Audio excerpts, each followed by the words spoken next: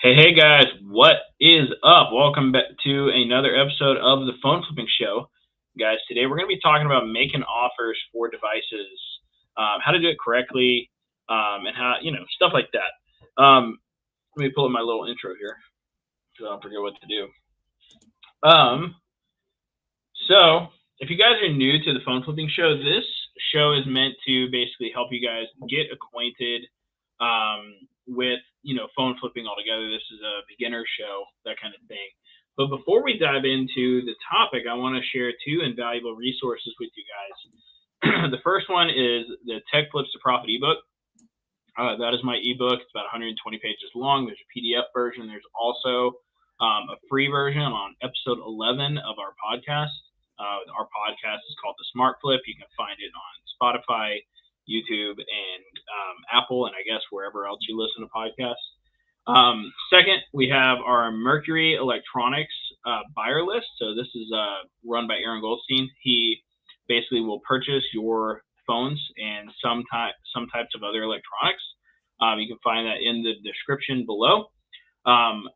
This will also help you figure out what to make offers on for devices, because you want to aim for about $50 to $120 in profit per device that you're purchasing. So lastly, I think it's important for everybody to basically see wins on a daily basis. So let me pull up our Slack channel real quick and share some wins that have happened this week. And we had a bunch of them, even though there's a blizzard and everything that happened this week. It even snowed here in Texas, guys. Wild. It's crazy. Texas shut down, bro. Texas is shut down. I had to send out a message a few minutes ago to my eBay buyers. I have like $3,000 worth of like stuff that it was MLK yesterday, and today it's frozen, and Texas doesn't work when things are frozen. It's just not here, like ice on roads. That means business is closed. Like, so the post office was obviously shut down. But let me pull up some wins. And by the way, that's good customer service, is sending messages, letting people know what's going on, why their packages haven't been shipped out, all of that stuff. Keep the buyers and people. It's just good business practices. So do that. I recommend it. All right. So let me pull up some of these wins from this past week with our students. So we got Kevin here. Grateful Verizon guy, allowing me to pay later if needed. Robert G, besides the cancellations, he was able to sell most of his HTC Vive stuff. He's already $200 in the profit. Yes. That's not even including the 4 headsets and 6 controllers that haven't sold yet. Yo, here is Spencer's weekend. Look at that. Oh, that's awesome. There we go. That's the kind of stuff you want to start having. Yes, sir. Here's David selling some stuff. Aaron selling some stuff. Here's Spencer picking up a whole bunch of stuff. And just so you guys know, Spencer is a part-timer, but this is awesome. Like, and this is one day. Stick deal. Yeah, love it. Here's Jamel, or Jordan. He's relatively new. He's also Canadian, and we set up his Facebook ads about 2 weeks ago, and he's been crushing it ever since. We got good old Matt Shirley here, with selling his Valve Index stuff. Look at that. Hey-o. Also, he dropped some freaking nuggets here as well, making me have to get a light box now. Thanks, Matt. I mean, Kevin with some more phones. It's just win after win after win in this channel. Oh, and the other day I put together a power dialer on Resell Deck. Essentially, what a power dialer is, guys, is I set it up where I can just call all of my repeat customers quickly, and that's what I did, and it worked really well. I only got 3 phone calls in before I ended up having to spend about $1,500 on devices for that day, netting me roughly $400 in profit off of just customers that I've already dealt with before. As you can see in that photo, that's what happened there. So, yeah, I think that's enough wins. That's just like a couple of days. So the tip of the iceberg. Yeah, exactly. So we'll move on from that for now. But just obviously we want to share with you guys what types of wins are happening and things like that. But with that being said, today, guys, we're going to be talking about how to make offers in an effective way where you can make money all the time without any issues. I can't say without any issues. I can't put that disclaimer in there. But let's talk about how to make offers in the correct way today. And we'll be diving into a little bit of negotiation on top of this. But I want to talk about like making the offer. Like, what do you say? How do you say it? And kind of go from there. So with that being said, Matt, dude, how do you make offers on game consoles? What do you say to people? Well, how do I make the offer? It's nothing super fancy. I look and see, does it fall within my predicated or kind of price range that I've already decided is going to make it like reasonable. And if it doesn't, I do a little bit of math, and then I make them an offer within that price range to anchor the deal. We call that anchoring, which is where the base level from where you would start a conversation to move price, ideally in your favor. And then I address the person by name. I do ask them if the item is, up for sale, and I let them know that I'm wanting to buy it. And then once they respond, I usually jump in and then let them respond.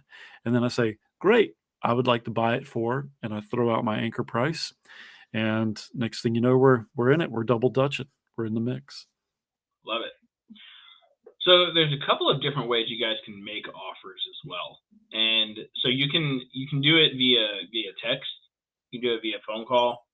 And then newly, I also recommend doing it via voice memo. So voice memo is basically similar to a text and a call combined. The reason I say this is because these are all ways that I've closed deals. And my most favorite at this point is just simply calling the person. Because tonality has a lot to do with making the offer. Also with Matt, he has this 3 ping method as well. So if you want to go over that real quick, like there's a tonality type of thing there combined with like a notification part when it comes to the offer. You want to go over that like real quick? Just the 3 ping method on what you say initially? Yeah, no problem. So first thing I do is I just I address the person according to the time of day and their name, like, hey, good afternoon, Chris. And next thing I know is I just let them know that I'm interested in buying their item. Like literally, that's just about what I say. I saw your item. I'm interested in it. That's just to create a sense of urgency, right? We just want them to know that, hey, I've got some money in my pocket and I'm ready to spend it on the stuff that you have. And then thirdly, you could say, is this still available after that? You might have a good shot.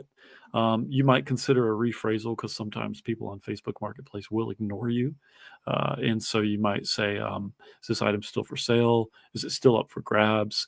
Just something along that feels like natural and normal for, conversational between you and that individual. That's it. Yep. So when it comes to making the offer, like I guess I could do a quick mock like phone call here real quick, giving people an idea of how I do this, because I'll be real with you guys. Like I've actually switched a lot of my business model back over to making offers over the phone. And there's a big reason for this. Number one, I did a time audit on myself a while back. Now you're probably asking yourself, what is a time audit? Well, a time audit is simply basically auditing your time, kind of like people audit your taxes, right? Like figuring out where that money's going. Yeah. I did it to figure out where my time was going, and how I could get the fastest bang for my buck for time, essentially. And I found out that it took me about 45 minutes to close an average deal over messaging. Guys, that's a lot of time. Like, can you imagine like that? Like a lot of people think it saves time because you're doing stuff in between and things like that, but it doesn't. Like it actually wastes a tremendous amount of time. Like imagine if you got 20 leads a day and you spent like 45 minutes with every single one of them. Dude, that's a gigantic waste of time. It's no wonder a lot of you guys are having trouble balancing work and life. Yeah, it makes sense, right? But on average, it took me about 3 minutes to close the deal over the phone. With all the same things that I would have said over messaging as well. Yep. So I just turned 30. I could just be getting old. Maybe I prefer phone calls now. I don't know. But Like, this is just something that I've come to realize, and I'm like, oh, wow, that's what Dave was talking about in the early stages of this game on how phone calls are typically faster and he closes more deals from them. Dave is my mentor, just so you guys are aware. Hey. And I understand now what he was talking about. So what I want to do here real quick, Matt, is I want you to pretend to be a customer. Sure. I'll pretend to be the buyer. Okay. And we'll go from there.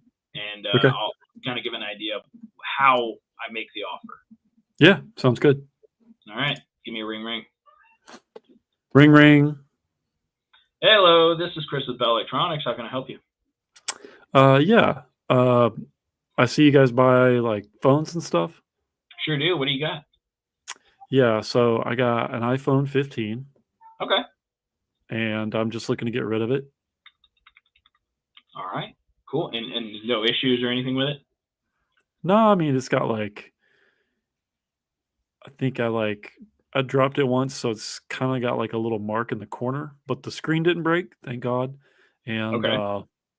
yeah, I mean apart from that, it's been used, but it still looks pretty good. Okay. And you said it's an iPhone 15? Yeah. All right. Regular iPhone 15? Yeah, just straightforward. Okay. 256. Gotcha. Cool. Oh, the higher gigabyte. So for that one, man, we've been paying $200 for that one.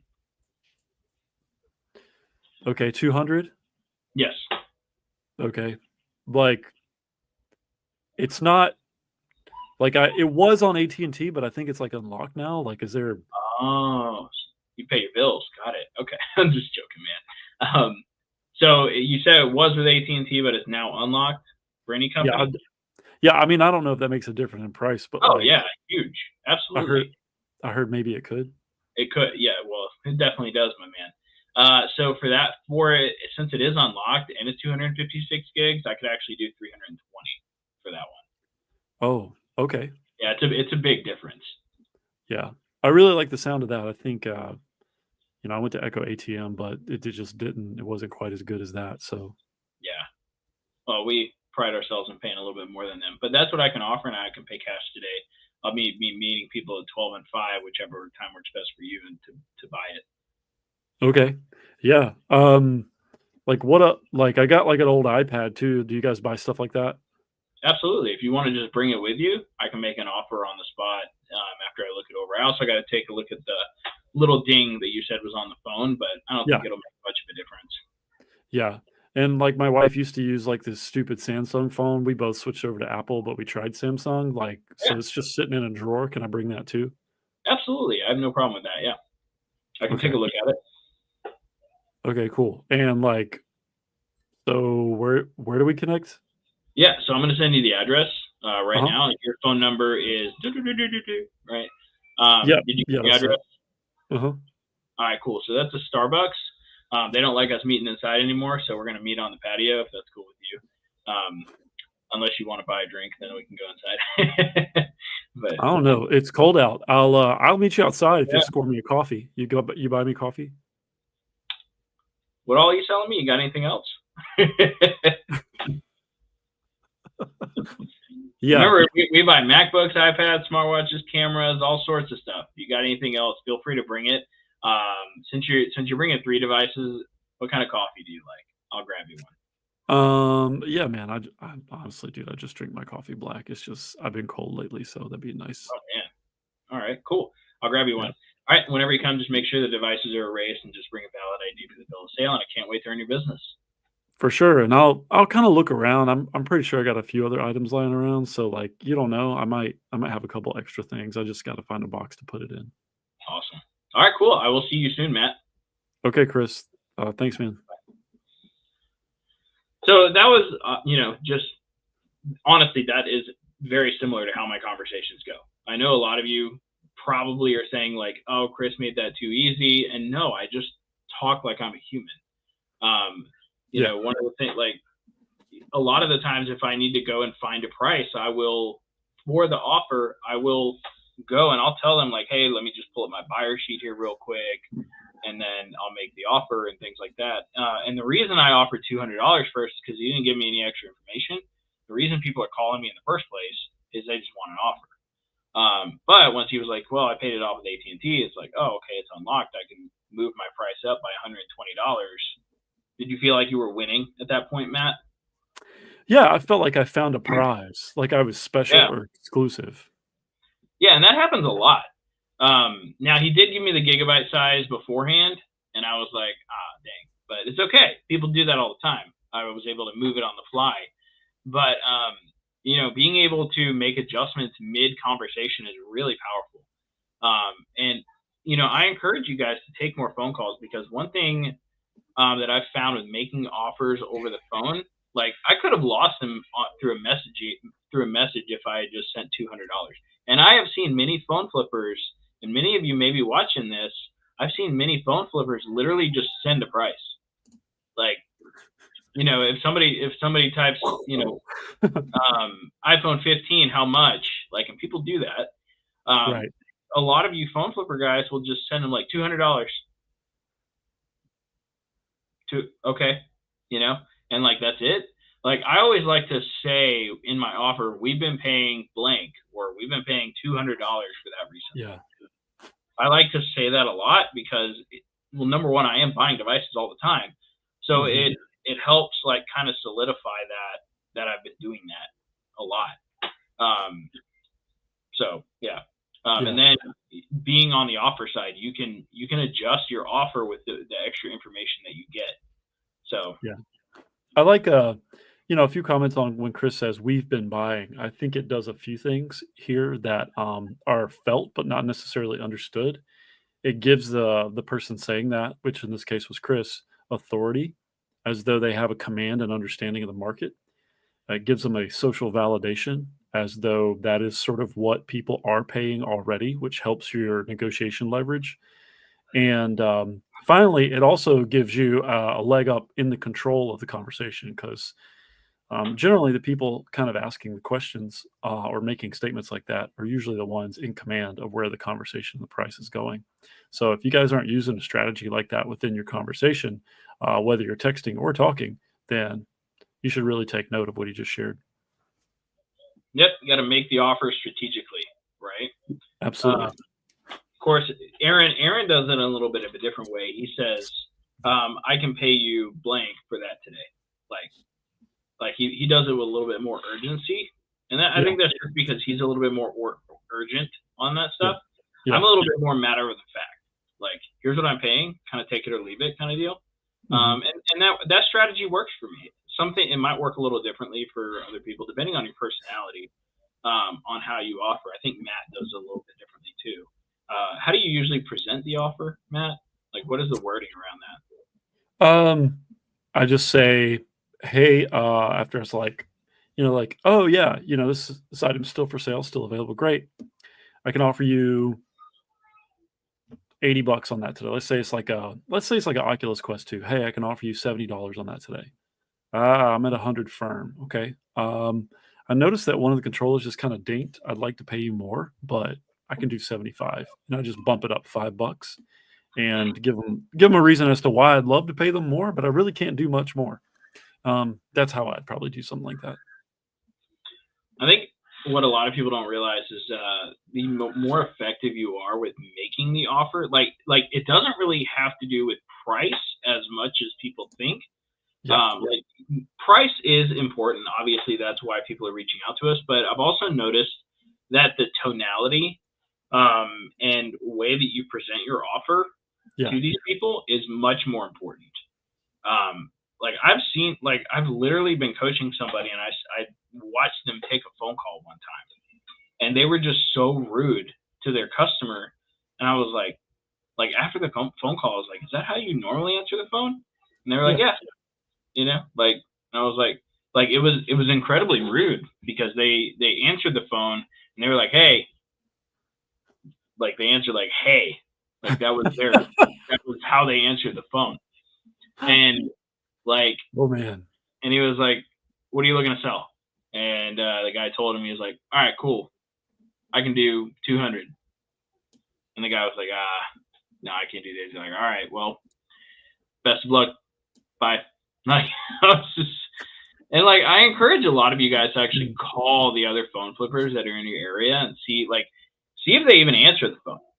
Like that, I get, like, we've made our students do this. Like, I've made my students call other phone flippers in their area that were not Recelerator students. And a lot of you guys think you have a lot of competition. You don't. Trust me. Like, Facts. Like, most of these guys out there are not willing to do the bare minimum that it takes to make this a sustainable and effective business. Answering the phone is one of those ways. And if you can't answer the phone, having an automated text back or something like that goes a long way, because people will just go and look, and if you don't answer, they just move to the next person. For example, last week I had so I made, what the heck did I make off of this phone? I had a lady, she filled out the form on my website, and she wanted to sell. Oh, by the way, this is powerful too. She wanted to sell me. Where the heck is it at? Samsung Galaxy 5 Pro smartwatch, and then a Samsung Galaxy 7 smartwatch. Most phone flippers wouldn't have even made offers on them. By the way, if something is very low value to you, here is one of the best ways that you can make an offer on it. You can say something like, "Ooh, man, these have been tough in the market. I hate to even make this offer. Like, I feel bad making this offer to you right now, but the best I'd be able to do is like $20 because this thing is only selling for $80 online." Guys, trust me, that line works. And like, you have to make it sound like painful. And I'm honest about this. If it's anything below $100, I'll tell them exactly what I'm selling it for. I don't have a problem with that because I'm not making that much on it. But here's what that led to. That same lady, I offered her, what was my offer on this? So it was $20. I offered $20 on one of those, and then I offered $60 on the other, so $80 total. But then guess what? I asked her, "Do you have anything else you might be looking to sell?" I buy phones, I buy MacBooks, laptops, blah, blah, blah, my usual spiel. This is part of making your offer, by the way. She ended up selling me OnePlus Buds, 2 wireless earbuds, which sold, by the way, already. And then she sold me a OnePlus 12 on top of that, a OnePlus 12 phone, which I bought for $200, and it sold for $550 the same day. Nice. Just for all of you guys out there that only buy iPhones, OnePlus is a very valuable phone. And I asked her what she wanted for it. Like, I could feel the way the conversation was going, and I was like, I was gonna offer $300, and I was like, "How much are you looking to get?" She's like, "I don't know, $200." I'm like, "Cool, done." And I paid her out, and then we were done. So, like, the way that you present and make the offers is very important, but your tonality, I would have to say, is probably the most important part of it. And then just making more offers on a daily basis. Like, if you can, so I have a quote that I just have ingrained into my brain due to Billy Jean. And for those of you who don't know who Billy Jean is marketing. It's his company. I would go look him up. He's a freaking genius when it comes to marketing. He's just so good at it. I had to unsubscribe from his email list so I would stop buying his stuff. Stupid. He's that good. Know thyself. He's real. He got me into the agency space, and he's just really good at what he does. But one thing he said that has stuck with me for a long time is the amount of offers that you make on a given day determines how much money you're going to make that day. And that is just so profound to me. And this is why I drill it into our students' brains. You need to make at least 20 offers a day, like offers. I'm not saying messages. I'm saying sending an actual dollar amount to the customer, no matter how you do it, whether it's paid ads, Google ads, reach outs, Google My Business. I don't care. It can be on Nextdoor for all I care. Just sending enough offers on a daily basis will guarantee that you make money in this business. Yep. And it doesn't have to be high value items either. Right. I found a camera yesterday for $20. That's worth 120.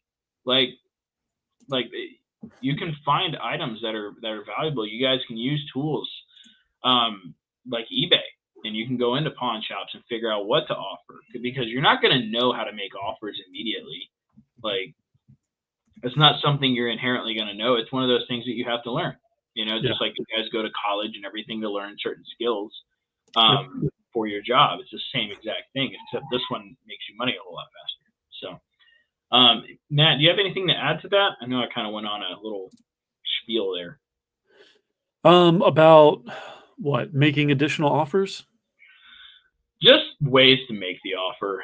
I mean, I have multiple ways that I make the offer. I bleed the Excel into it a lot. I want to be more valuable to the customer a lot of the times. Yeah, I think that everybody always has to be aware that there are two things that are important here: the product and the person. And as far as the product, I mean, that's like, there's nothing there. It's an inanimate object, right? You look at it, it's either looks like it's in good shape, or maybe it doesn't. And you just need to be able to assess quickly what's going on there. But then, as far as so there is the general idea of being able to assess the value of what you're looking at quickly. But then, as far as making the actual offer to the person, rapport is really important. It's important to be likable, and you're going to be more likable if you treat that person like a person, not just like a transaction. People can smell if you're just trying to get to the money behind the conversation, and you're probably going to come across a little short or kind of curt with them, and they're going to be disinterested in you, and you might close a deal, but you might lose future deals because they think you're a prick. So be kind. Turn on your active listening skills. Lots of times, have you ever had a conversation with a person and they told you the details, and then you asked them a question, but they already told you the details and they knew that you weren't listening, which it essentially communicated to an individual that you're not interested in what they have to say. You're just here to make money. So if you turn your ears off and think solely about that person as a deal, then that's going to hurt your conversation. And finally, don't forget to always upsell. It may not be that item that they have for you is really going to bring you in a lot of money, but if you treat them right, what if they bring you back the second or third deal that's worth a lot more than that first deal, right? You got to think, sometimes it's a short-term gain, long-term loss if you don't know how to do this right. But if you do this right, it might be a short-term loss on that first deal, but a long-term gain on the deals that follow. And so I think you have to be really aware of that. And so Chris, when he said, mentioned to this lady, hey, I hate to even make this offer to you because these items are really low, but the best I can do on this would be $20. However, there are other things we buy, and other ways you could phrase this. And there are different resellers that phrase this differently. I would honestly love to be able to put more cash in your hand today. Is there anything else that you have that you really want to sell, stuff laying around the house? I mean, generally people kind of do. What else you got? Right. And phrase it like that. And now their wheels are turning and they're thinking through the Rolodex in their brain about all the different kinds of items that they might have. And I guarantee you, they're going to pull up something else that you can buy that'll probably make up that difference. And so, just be kind, be polite, be thorough, and always upsell. And man, that alone could dramatically change your business. Because think about it, guys. What if you're not getting one deal anymore? What if you're coming home with 2 or 3 from one in each individual? That is a massive difference maker. And you have a future customer as well. That's good business 101. Just sold an item on eBay for $270. Yo. Google Pixel 8 unlocked. Go to my inventory sheet here. Put that in. How much might that make? The Google Pixel 8. It sold today, 1/21/2025. I bought it for $180 and it sold for $270. Not the greatest profit, but it's not terrible. Yeah. I can't complain. It was from a repeat customer, so it was free. So here's a Xbox Series S that I bought last week for $80, and I will sell this for over $200. So heck yeah. There we go. Yeah, guys. It's a good business. It's a good business. Did you pick anything up today, Matt? I didn't. I shipped some things out. I shipped out Valve Index, and I shipped out a Nintendo Switch OLED charging dock with AC adapter and HDMI cable. I think that's important to also like let you guys know is we don't pick things up every day. Like Thanks. today, it was so cold today. Like here in Texas, state basically shuts down. Same here. Like nothing really. Actually, I am going to pick something up here soon because things are starting to thaw out a little bit. Yeah. Yeah. So like, but we don't pick things up every day like people think. I just pick up multiple things from each customer most of the time, actually, because I'm good at making offers, right? Like you can craft the way that you do these things in an irresistible way to number one, make you more valuable to the customer. And my number one way of doing this is upselling. Like that is my recommendation for everybody is like, you need to upsell. And you also got to get familiar with buying things outside of an iPhone. Like a lot of you guys are so limited to the iPhone space that it just severely limits what you could be doing. Totally. Like I didn't buy one iPhone over the past 6 days. Like everything was, I can list it out here for you guys. Like it was that's awesome. A Dell G15 laptop. I bought that for $320. It sold for $499. That's a good $160 in profit.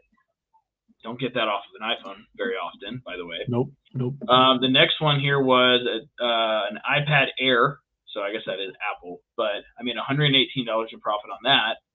I got a Logitech Model G Cloud handheld gaming console thing. Cool. I didn't know what that the was. Logitech G Cloud. That's great. Yeah. I bought it for $80. It sold for $165 same day. Great deal. Sorry. No, it took 1 day to sell. My bad. I got a Google Pixel Pro XL.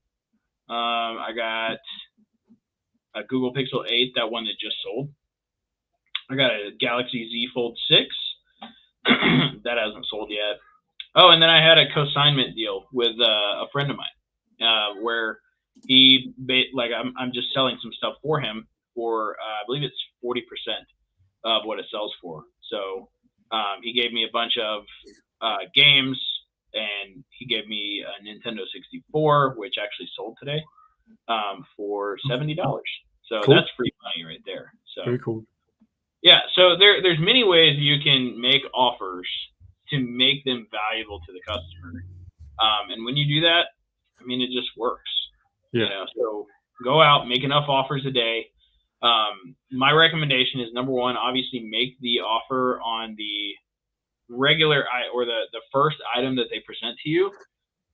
Add the upsell, and then like if you can't close the deal, offer to sell the thing for them, like for 20% or something like that, where you still make something, right? Because you can sell it for top dollar a lot of the time, and it can cost you, nothing. So I got a lead that's ready to meet. So I'm buying a MacBook here shortly. This is funny because this lead, I can't show the lead because his phone number is in here, but I want to go over this real fast.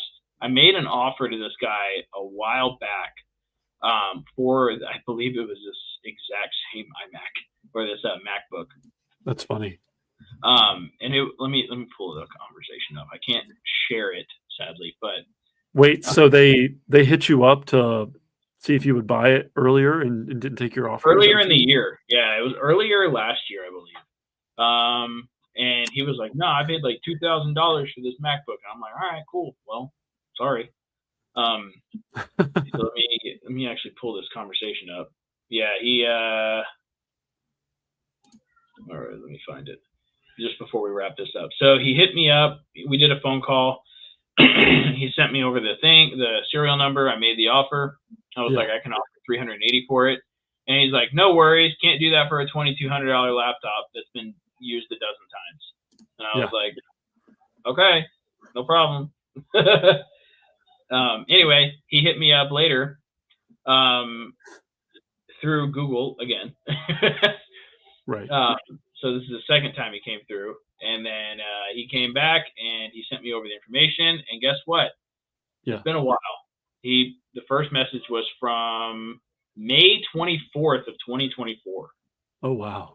So the Mac I offered 350 this time because prices went down, and now we're meeting up. So, bam. He also saw my ads and stuff like that. So he also lost money. He did lose money. He lost money by like letting it sit. So I mean that's the thing. Like the longer you let technology sit, the less value it's worth. So, do you ever sell on Amazon? No, I don't. I've tried to get approved a few times, but honestly, man, it's just been easier with eBay and Mercari and stuff. It's true. Like they're easier to deal with than Amazon. And the crazy thing about Amazon is I got a buddy who sells stuff on Amazon. He like lost his entire business. Also, Aaron Goldstein used to sell on Amazon a lot, and he had the same issues. So yeah, and so did Spencer Burke, who's also in our. Oh yeah, that's right, Spencer Burke. Yeah, Spencer's at what, like 40,000 in sales on eBay this month, I think. It's crazy. Yeah, he's killing it. And those who Amazon takes higher fees. The general Amazon fee is about 20%. Holy, really? It's that high? At last I heard, the gating process is much more tedious. And I was recently in some reseller forums where they were talking exclusively about Amazon, especially FBA, Fulfillment by Amazon, where you ship items in and they ship it for you. And a lot of people that were ungated in certain categories immediately just got gated. It like, and Amazon's like, with no chill, they're just like, get out of here. And so eBay Mercari is a lot more gracious. I'm not saying Amazon won't work for you, but it is, I think, a pain. And there's some people in the group that'll tell you about it if you want to know more. Yeah, for sure. Yeah. I know Spencer was definitely one of them. He was an Amazon FBA seller. And then he did 4,800 in profit his very first month working directly with us. And now he does that. He does like 5K part-time after his full-time job. Like, pretty cool. We're having him. I think we're having him on the podcast this week too again. So I think that'll be fun. Let's go. It'll be a good combo. But guys, with that being said, before we wrap up, we do got some good stuff for you guys. Appreciate you guys jumping on the phone flipping show. We do want to we're going to throw an offer out there to you guys that you can take or not take, but I recommend taking it because it's great. So we do have our Console Kings and Recelerator combo curriculum and stuff. Highly recommend doing that or checking it out at least. We got some pretty flexible payment plans and stuff for that. Yep. Let me grab it here, share with you guys. Where the heck is it at? Just said, there it is. So this is what it looks like. This is our combo curriculum. So basically, it is you get Resale Hawk for 6 months free. You get Resale Deck for 6 months free. Those are both of my softwares. Very valuable, by the way. Resale Hawk has been incredible for my students, along with Resale Deck. You get the starter kit, which is basically a phone flipping mastery course where you can like join. I do want to like also point out that this is not our mentorship program. That is actually going up in price. I just want to be fully clear. Our mentorship program is going to $5,000. The reason for that is we've decided we're going to focus a little bit more on our own flipping businesses, me, Matt, and Aaron. Yep. And we're only going to work with the people that are really and truly like serious about working with us. This is going to kind of bridge that gap. So we're dropping this for that only, where you can get the starter kit, you can get the Recelerator curriculum, you can get Console Kings, Pawn Shop Profits, and and you can get 6 months access to Slack, our community, then a Kickstart call with me. Once again, I do have to like really hammer down. This is not our mentorship program. This is not direct access to me, Matt, and Aaron. This is not that. You will not get onboarding calls. You will not get any of that. That is going to our $5,000 plan. Once again, we are stepping back a little bit and focusing a little bit more on our own businesses because we can grow those faster. And we only want to work with people that are like truly serious in that. When does it's changing real fast, Enrique? Probably February 1st. because I'm hammering down on my own flipping business, and Matt is too, and so is Aaron. We've spent a lot of time curating on our mentorship program, and we love doing it. Like I will say that we love doing it, but at the same time, it's had a negative impact on our own reselling businesses, trying to get people into the program and helping other people build their businesses. So that's why the price is going up. Is because of that reason. We're gonna reshine the focus on our own reselling businesses.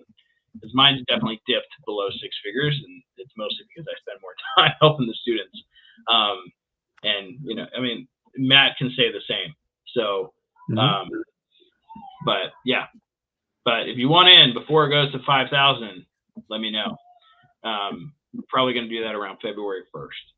So let me see. Lander says, when you buy iPhones that are locked, do you buy them and then get them unlocked for resale? Where do you get the phones unlocked? No, I don't typically unlock most phones. The phones that I can unlock are usually AT&T phones, and that's it. But I don't do any of the unlocking or anything like that. I just simply, like, you guys think I do all these extra things. I just don't. Like, I don't. Just being real. But with that being said, guys, this has been another episode of the Phone Flipping Show. Hope you guys enjoyed it. Yeah, see you guys later.